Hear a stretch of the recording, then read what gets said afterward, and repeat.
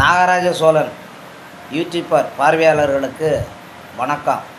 மண்டேலாங்கிற ஒரு தலைவர் கருப்பின மக்களுக்காக போராடி தன்னுடைய வாழ்நாள் முழுவதும் தன்னையே அர்ப்பணித்து விட்டு இந்த நாட்டை விட்டே போயிட்டார். அதாவது என்ன, இந்த உலகத்தை விட்டே போயிட்டார். அது மாதிரி மக்களுக்காக போராடுற தலைவர் யாராவது இருக்க மாட்டாங்களா? தமிழ்நாட்டில் அனைத்து தரப்பட்ட மக்களுக்கும், அடித்தட்டு மக்களுக்கும் ஒரு தலைவன் வரமாட்டானா?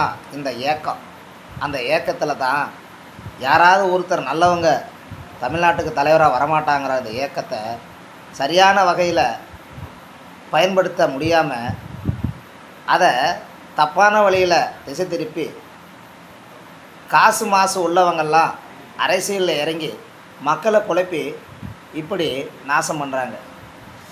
மக்கள் மேலே தப்பு இல்லை. யாராவது உதவி மக்களுக்கு நல்ல விதமாக அரசியல் பாதையில் கொண்டுட்டு போய் மக்களை ஒற்றுமையாக வச்சுப்பார் நோக்கம்தான். ஆனால் வெண்ணெயை கையில் இருக்கும்போது நெய் கலையிறது மாதிரி தமிழ்நாட்டில் ஒரு தலைவர் இருக்காங்க, மண்டேலா மாறிங்க தமிழ்நாட்டில். அதுதாங்க திருமாவளவன். காசுக்காகவும் போக மாட்டார், மாசுக்காகவும் போக மாட்டார். உண்மையான ஒரு தலைவனை விட்டுட்டு நம்ம தடுமாறுறோம். இப்பயாவது புரிஞ்சுக்குங்க.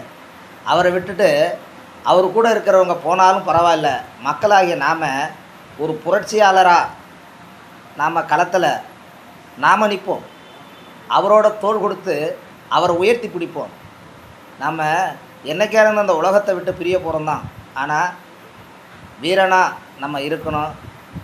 எதிர்த்து போராட சூழ்நிலை உருவாகிடுச்சு மனிதர்கள் வாழ்கிறதுக்கு. அதனால் நாம் திருமாவளவன் ஐயா கூட இருந்து தோள் கொடுத்து குரல் கொடுத்து நம்மளோட உரிமையை மீட்போம், தமிழகத்தை பாதுகாப்போம்.